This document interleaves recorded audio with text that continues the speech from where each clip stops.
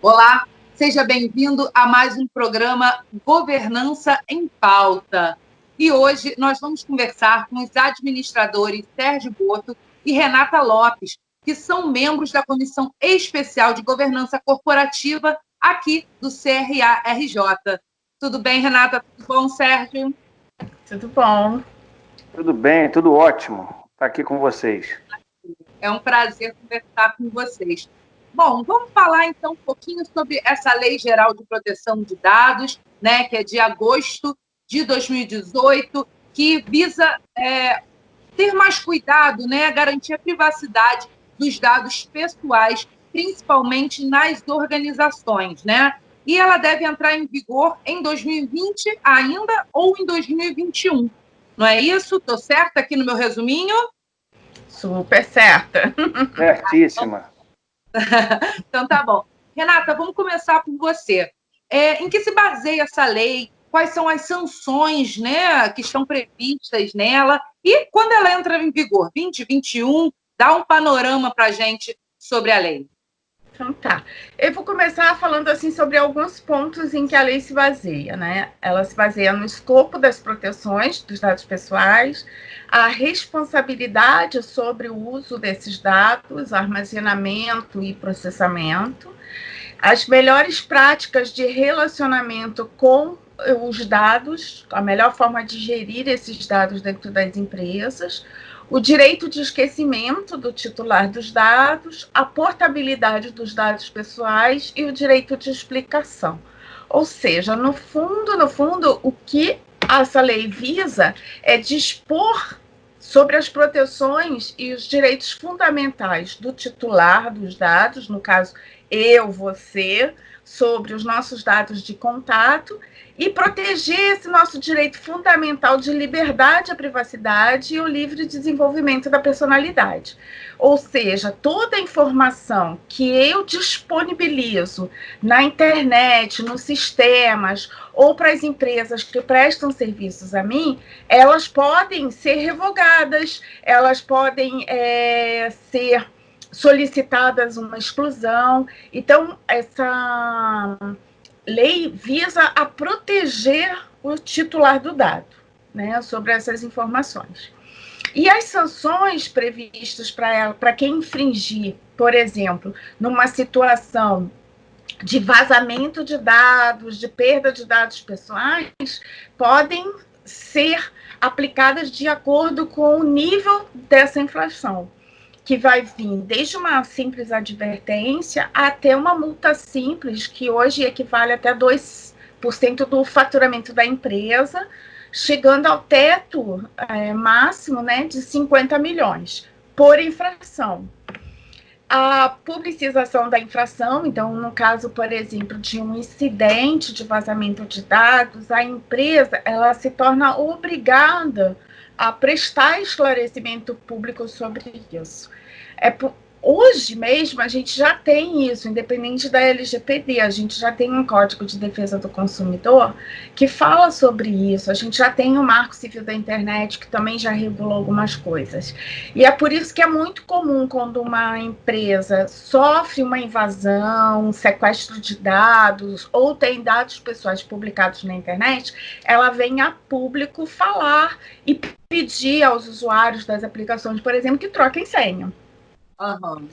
Pode acontecer também o bloqueio dos dados pessoais, a que se referem à infração, a eliminação dos dados pessoais, né, dessa infração, além de outras eventuais sanções administrativas, civis e penais que a nossa legislação já aborda e que vem a abordar daqui para frente com a Lei Geral de Proteção de Dados. Então, quanto à data de vigência, parte dessa lei já entrou em vigência em 2018.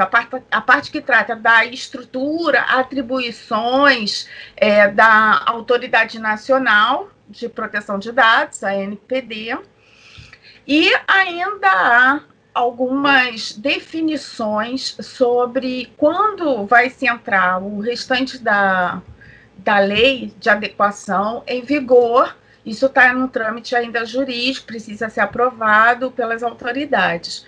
Então, existe a possibilidade de entrar esse ano ou em 2021. De qualquer forma, o meu alerta para quem está nos ouvindo é que o quanto antes busque fazer o seu levantamento, verificar como está a situação da sua empresa e comece a se preparar para esse processo de adequação, porque é um programa muito extenso para as empresas se adequarem, ela precisa da ciência para todos os funcionários, então, quanto antes, melhor, para não ser pego de surpresa pela lei. Verdade. E como você falou, uma parte já entrou em vigor, vira e mexe a gente recebe um e-mail, olha, nossa base de dados foi invadida, né? Cuidado, troque a senha. Então, as empresas estão começando a se movimentar. Então, eu pergunto para o Sérgio. Sérgio, quais são os principais desafios que as empresas vão ter para conseguir colocar completamente em vigor a LGPD? As pequenas empresas vão conseguir isso? Como que você vê essa assertividade de estar dentro da lei? Bom, a lei, quando eu li pela primeira vez, eu não fiquei confuso, não. Eu fiquei muito confuso. A lei, ela não deixa, ela não traz uma linha, né, muito clara do que se deve, o que não se deve, até porque ela é multidisciplinar. Então, assim, quem é administrador, quem é advogado, quem é de TI, não consegue entender todos os temas, né? Então, eu destacaria aqui 4 grandes desafios. Né? É claro que a lei tem outros, mas nós temos um tempo para falar, então destacaria 4 grandes desafios. Essa frase não é minha, né? Mas toda grande caminhada começa com o primeiro passo. E eu acho que o primeiro passo é o entendimento exatamente, eu tenho conversado muito isso com a Renata, o entendimento do escopo da lei. Quer dizer, qual é o objeto da LGPD? Quer dizer, porque você começar, né, dando um passo na direção errada, todo o resto fica comprometido. Parece simples ou parece simplório, né? Eu tá falando, poxa, mas qual é o escopo? Né? Porque não é um escopo que você consegue falar assim, ei, jurídico, vem cá, me diga. TI, me diga. Administrador, me diga. É difícil de você agarrar. É como se fosse um pouco de fumaça. É complicado. A menos que alguém já tenha vivido essa experiência no exterior, né? Que tem uma lei que acabou dando origem à nossa. Então, acho que o primeiro passo seria entender exatamente qual é o objeto dessa lei, para começar certo. Por exemplo, não é qualquer dado que é regulado pela LGPD. Né? Os dados definidos como, denominados como pessoais. Né? O que são dados pessoais? Né? Aí ela define qualquer informação relacionada à pessoa natural, identificada ou identificável. Quer dizer, não é para qualquer um que está acostumado a escutar identificado, identificável. Então, tem assim umas variações de terminologias que não são comuns a uma determinada área de saber, de conhecimento, né? Adicionalmente, eu diria que a LGPD também elege dados, por exemplo, pessoais qualificados. O que são dados qualificados? São só exemplos. Por exemplo, opinião política, convicção religiosa, origem racial ou étnica, né? Questões da vida sexual, dado genético ou biométrico. Pô, não é qualquer um que consegue dar uma lida nisso e falar assim, pô, beleza, vamos seguir por aí. Mas quem é que domina tudo isso, entendeu? É difícil. Então, eu acho que, como a Renata colocou bem, o dado também não é só digital. Ele também, os dados de suporte analógico também terão que ser tratados. O pessoal fica muito achando, não, negócio de toda vez que fala em dados, fala em TI. Não é bem assim. Talvez inclua profissionais de arquivologia,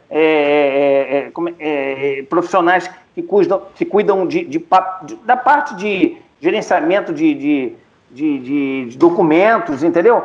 Então, assim, não é um negócio assim cravado, como, por exemplo, a lei anticorrupção, lá o decreto 8420, que fala, olha, você tem que olhar isso da empresa. Não é assim. Então, o primeiro ponto de destaque é entender bem os conceitos que estão estabelecidos na lei. Parece simples, mas eu acho que é um passo importante. Outra coisa, que foi contada aqui também pela Renata, eu só queria acrescentar, o outro desafio é comunicar e dar transparência a toda a organização do que está acontecendo, né, do que vai acontecer, né, que é um caminho importante, que não é só um cumprimento da lei, mas isso pode gerar danos à organização, e, inclusive, a Renata colocou dos 50 milhões, né, pode gerar inviabilizar empresas, empregos e famílias, entendeu? Trabalhadores e famílias. Então, comunicar e dar transparência em todo esse processo, eu acho que é um outro grande desafio. Tem um ponto que é um ponto de atenção entre esses quatro, que é a questão do mapeamento dos dados, né? O mapeamento dos dados, vamos dizer assim, que é uma fase de raio-x da organização, onde você vai identificar os dados pessoais, por quanto tempo você controla eles, se eles são compartilhados com terceiros, se você faz inventário desses dados, com que periodicidade. É uma etapa de autoconhecimento, entendeu? Então, é um outro ponto também muito importante, que normalmente as organizações, pelo menos as que eu tenho conhecimento, não tem muito atenção a isso. Não porque não mereça, mas porque nunca foram motivadas ou provocadas, né, para isso. E, por fim, assim como desafio, eu diria que existe um ponto da própria lei, que é o Relatório de Impacto de Proteção de Dados, o RIPD, né, que é vamos dizer assim, a demonstração de tudo que você vem fazendo, né, na organização, que você também deve prestar contas do ponto de vista legal, mas é uma ferramenta importante, porque ela pode te ajudar, independente de qualquer questão legal, ela pode te ajudar na gestão dos riscos que você está correndo.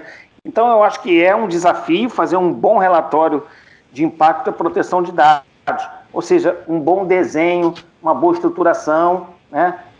Então, eu destacaria esses quatro pontos, mas não diria que os outros seriam menos importantes. É porque nós estamos numa entrevista, então eu queria destacar isso. É isso. Com certeza. E, bom, para conseguir encarar todos esses desafios, a organização primeiro precisa entender, né, Renata, quais são os fatores essenciais, quais são os pilares, né, que devem ser valorizados assim que a lei entrar em vigor, quais são os pilares que vão ser preconizados nessa lei. Explica um pouquinho para a gente sobre isso. Antes de eu falar dos pilares, eu queria até complementar o que o Sérgio falou, que há sempre uma discussão nesse sentido, porque as pessoas pensam realmente que isso afeta só a área de tecnologia. E a grande verdade é que a gente ainda tem muitas empresas com vários processos ainda manuais, e que eles não vão desaparecer e que precisam de uma atenção muito especial nesse sentido. É muito comum, por exemplo, você ligar para uma empresa e, às vezes, procurar por uma pessoa ou pedir dados sobre alguém que é atendido por aquela instituição e a pessoa que atendeu o telefone passar a informação. Então, a partir do momento que você está passando uma informação sobre alguém que não foi autorizado você a passar, isso já é uma violação aos dados pessoais daquela pessoa. Eu vou dar dois exemplos muito comuns que eu discuto com os profissionais. Nesse momento de pandemia, muito frequente que as pessoas que sejam internadas, pacientes, fiquem sem contato com seus familiares, devido à contaminação. Aí se institui dentro dos hospitais, das clínicas, que a pessoa deve ligar para pedir informação sobre aquele ente.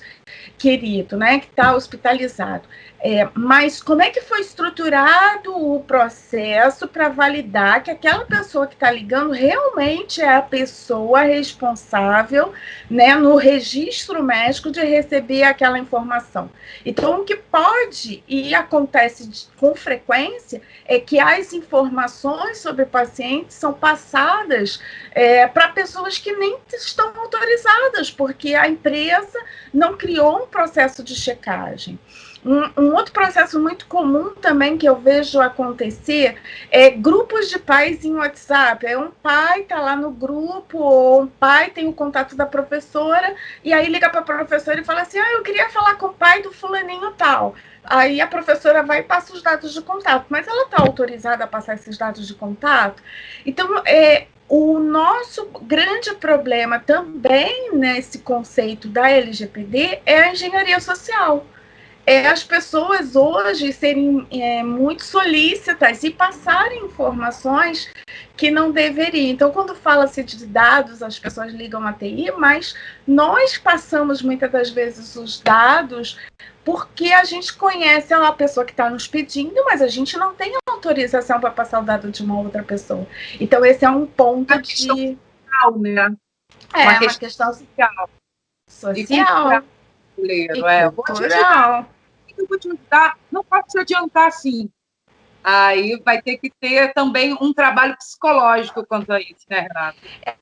Por que eu estou falando isso? Porque os pilares, o compliance é estar de acordo com a lei. Então, assim, para você estar de acordo com a lei, existe um ciclo de você aplicar as normativas, rever o seu processo, rever a forma como é tratado os dados, e é feita uma monitoração, é feito um acompanhamento, um programa de auditoria anual, ou seja lá, como a empresa estabelecer, né, para fazer essa revalidação. É preciso fazer um planejamento. Eu falo muito assim, perfeito, aconteceu um vazamento de dados, e aí, como é que você trata? Porque a partir de agora você vai ter que dar conta para uma autoridade nacional. Quem é da empresa que vai reportar? De que forma ela vai reportar? De que forma isso vai chegar até a mídia? Então, é preciso criar um plano de gestão de crise, é preciso criar um plano de resposta a esse tipo de situação.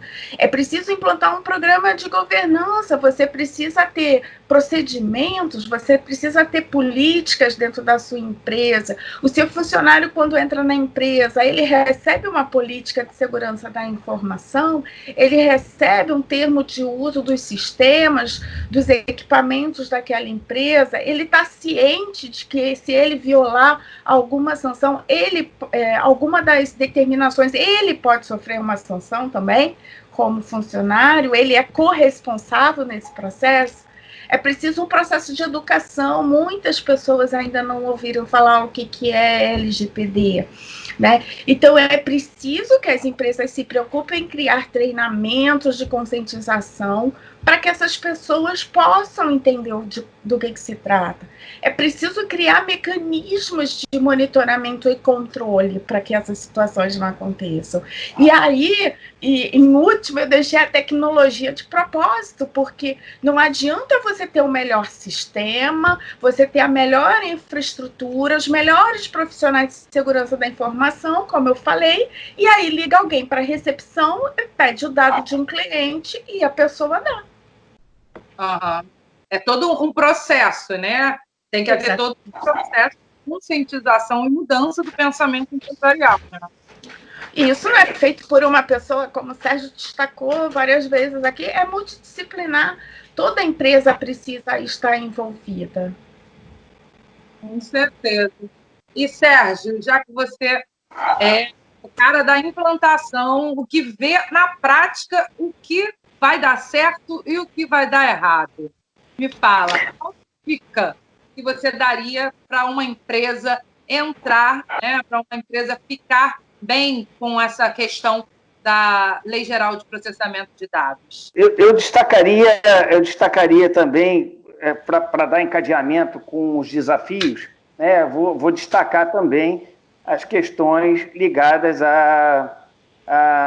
às dicas, né? Na questão do entendimento do escopo e do objeto da LGPD, que foi o primeiro ponto que eu abordei como desafio, eu acho que, eu e Renata, a gente conversa muito, eu acho que um ponto é criar um comitê, né? Porque ela colocou bem aí anteriormente que isso é multidisciplinar, então é difícil você achar um cara que entenda de jurídico, compliance, tecnologia da informação, administração, gestão de documentos, um cara só. Isso aí é quase um astronauta. Entendeu? Entendeu? Aí você teria que buscar em algum lugar, talvez na NASA, não sei. Não dá para os dias. Não dá. Então, a criação de um comitê é importante, né? E que esse comitê, é claro, né? É claro, a Renata sabe bem, nós sabemos bem que a lei tem um viés de segurança da informação. Ela tem um viés, né? Bom, mas viés é uma coisa. Ser somente segurança da informação é outra coisa. Então, eu entendo que, para o próprio entendimento do escopo, para dar o primeiro passo, para a grande caminhada, para a grande jornada, incluir, obviamente, alguém da tecnologia da informação, não dá para deixar fora, os caras de controle interno, jurídico, governança e compliance, devem estar também no grupo. Aí você vai falar assim, pô, mas e as pequenas empresas? Bom, eu destacaria que as pequenas empresas terão dificuldades. Por quê? Porque o quantitativo das pequenas empresas não tem, às vezes, um corpo jurídico, não tem um corpo de TI, né? E a lei, ela não faz tanta distinção da pequena, da média e da grande, né? Ela não faz. Um ou outro ponto ela deixa passar, mas, de um modo geral, não. Então, provavelmente, essas empresas pequenas, né, na hora do entendimento, elas vão ter que se onerar com a questão do custo, né, vão ter custo para poder buscar consultores. Entretanto, isso é permanente. Essa lei é algo permanente, não é uma coisa, fez, beleza, passar bem, boa sorte. Não é. Então, eu acho que a criação de um comitê seria uma prática que eu recomendaria, né? É multidisciplinar, né? E ele ajudar a liderar esse processo dentro da organização, né? O comitê sempre ser ouvido, né? Sempre estar opinando e estar atento às mudanças regulamentares. Olha, agora os dados ligados a questões raciais, eles não precisam ser controlados. Gente, eu estou inventando isso, né? O comitê tem que saber que é menos um custo, que não vai precisar controlar isso. Então, o comitê faz aí, vamos dizer assim, o meio campo da LGPD. Né? A questão da comunicação, que foi colocada aí também pela Renata, né, que é falar com os colaboradores, eu acho que a gente, que pelo menos, tinha que ter um programa de comunicação. Não um plano que tem início, meio e fim, um programa. Tinha que ser permanente. Quais são os riscos das infrações, quais são as multas, né?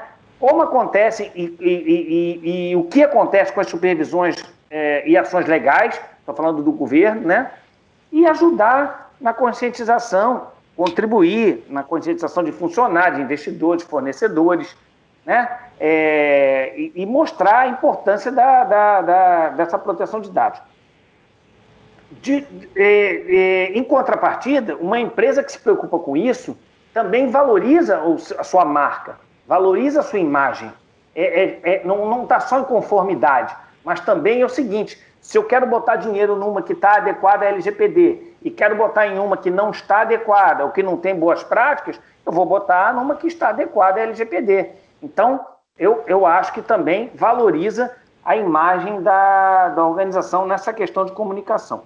E, rapidamente, a questão do mapeamento dos dados, eu faria uma sugestão de criar um processo igual ou semelhante a uma due diligence, né? Para você ver, inicialmente, qual o nível que a empresa está aderente à lei, do zero. Né? Eu não sei que nível ela está. Então, fazer aquelas perguntas básicas aí. Quais os dados que são pessoais são coletados, qual o tipo de dado pessoal, é sensível, não é sensível, quais são os titulares, existe prazo para manutenção, existem direitos que são disponibilizados aos titulares. Quer dizer, pegar da lei um extrato e fazer uma due diligence, né? Seria, vamos dizer assim, agir de forma diligente dentro da organização para saber o nível de aderência dela para ajudar no mapeamento de dados. E, por fim, porque eu acho que eu já estou falando muito, o relatório de impacto, né, o RIPD, né, ele deve ter, além de ser uma obrigação legal, né, eu acho que a empresa também podia ver como uma coisa bacana, tipo, poxa, isso melhora a minha gestão, isso é uma ferramenta importante para os meus controles, para eu diminuir custos, para eu diminuir riscos de imagem, para eu diminuir danos, para aumentar a perenidade da organização. Então, não olhar só por uma questão de cumprir a lei como antigamente, né? Não é da época de vocês eram muito novas, mas tinha o kit de primeiros socorros no porta-luva do carro, né? E ninguém sabia fazer curativo, ninguém sabia fazer sutura, ninguém sabia fazer nada e tinha esse kit. Cumprir a lei, né? Extintor de incêndio até hoje, se bobear, a maioria das pessoas nem sabe usar quando o carro pega fogo. Mas há um tempo atrás era obrigatório. Então não é só cumprir a lei, é também usar como uma vantagem, né, competitiva, né, e de redução de custo e aumento de perenidade. São muitas pequenas, né, muitas pequenidades que precisam ser analisadas para colocar essa lei, para colocar a lei, né, dentro do dia a dia das empresas. Por isso eu te pergunto, Renata, quais são os principais atores, né, para esse funcionamento, para essa engrenagem girar? E, principalmente, qual é o papel do administrador dentro dessa engrenagem? O administrador da empresa, os administradores que trabalham na empresa são os atores desse processo, né? E, assim, olhando sobre o aspecto, por exemplo, do controlador de dados. O controlador de dados, como a lei cita, que pode ser uma pessoa física ou jurídica, de direito público ou privado, né? Então, não está isento aí, como foi falado, nenhuma empresa, independente de porte, nada disso. Todos são iguais perante essa lei. E esse principal ator é o tomador de decisão sobre os dados, ou seja, é o controlador. É ele que capturou os dados e é o responsável pelo tratamento de dados. É quem vai decidir como, quando, quem, quanto tempo o dado vai ficar armazenado, como ele ficará armazenado, quais as ferramentas vão ser usadas para coletar, tratar e proteger os dados. Então, toda empresa ou toda pessoa física que presta serviço a outra pessoa física, ela, tendo os dados dos seus clientes, dos seus funcionários, dos seus fornecedores, ela é responsável por esse tratamento. É muito interessante que algumas empresas falam assim, mas eu não vendo para o consumidor final, eu vendo para outra empresa. Vamos lembrar que antes de ter um CNPJ, existe um CPF. Então, se você tem uma pessoa de contato nessa empresa com quem você lida e você tem um cadastro em que você tem os dados dessa pessoa de contato, com telefone, e-mail dela e que a identifica, então você tem um dado de pessoa física. Você tem funcionário na sua empresa, você tem dados de pessoa física. Então, indiscriminadamente, todas as empresas de todos os portes, mesmo que só faça comercialização com outra pessoa jurídica, ela tem contatos com pessoas físicas, então ela se torna responsável por isso. Então, todo administrador de empresa precisa ter ciência de que a lei, de alguma forma, vai impactar o seu negócio. Seja através do seu RH, que tenha os dados pessoais dos seus funcionários, e eu vou até citar um caso que eu estava, na semana retrasada, eu tive acesso de uma decisão jurídica da Justiça do Trabalho, que multou uma empresa porque os dados dos funcionários eram passíveis de ser consultados na intranet. E lá estavam exames que mostravam um problema de saúde de um dos funcionários com dependência, né, e que estava lá exposto. Então, assim, e essa empresa foi multada. Então, hoje, independente da LGPD, o controlador ele já tem que ter cuidado com os dados, seja dos seus funcionários, dos seus clientes, porque existem outras leis que já focam na proteção e na privacidade de dados. Não é uma coisa nova. Então, o administrador ele tem que estar atento a isso. E o operador de dados, que também pode ser uma pessoa física ou jurídica, para quem faz uma terceirização de serviços, de direito público ou privado também, contratada pelo controlador com o objetivo de realizar o tratamento dos dados. Então, aí se torna um outro ponto importante. Eu vendo e emito a minha nota e o meu contador é terceirizado? O meu contador é um operador dos meus dados? Então, eu tenho que começar a ter cuidado também com isso. O meu jurídico é terceirizado, a minha recepção é terceirizada. Então, a partir dos momentos que eu começo a ter terceirização na minha empresa, essas pessoas, não só os meus funcionários seletistas, mas os meus terceirizados, também são pessoas que são consideradas operadores de dados. Ele tem acesso ao dado pessoal do meu cliente. Aí tem pessoas que falam assim, não, mas assim, eu emito a nota e ele vai lá entregar, mas essa nota saiu com o nome da pessoa física, tem o CPF dela, então ela é identificável. Então, a partir do momento, essa pessoa que pega na minha nota fiscal precisa ter conscientização de que aquilo é um dado pessoal. Então, isso é muito importante. E é um papel que a gente tem que passar para todo administrador, porque a gente vê administradores em diversas áreas da empresa. Né? No RH, a gente vê os administradores na área financeira, logística. Então, a gente tem que ter um novo olhar sobre os processos com foco na privacidade dos dados.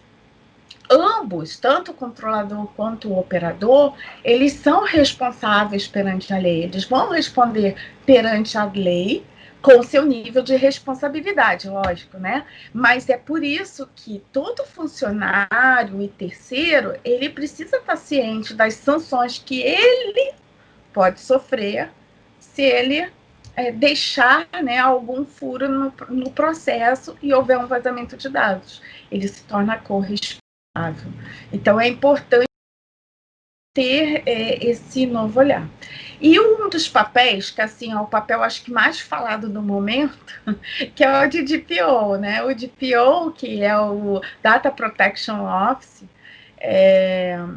foi um officer, né? Foi criado assim um papel que a gente chama de o encarregado, pegando a GDPR, surgiu o nome do DPO, que é o responsável por remodelar esses processos internos da empresa, né, e que vem atender os pedidos da nova legislação.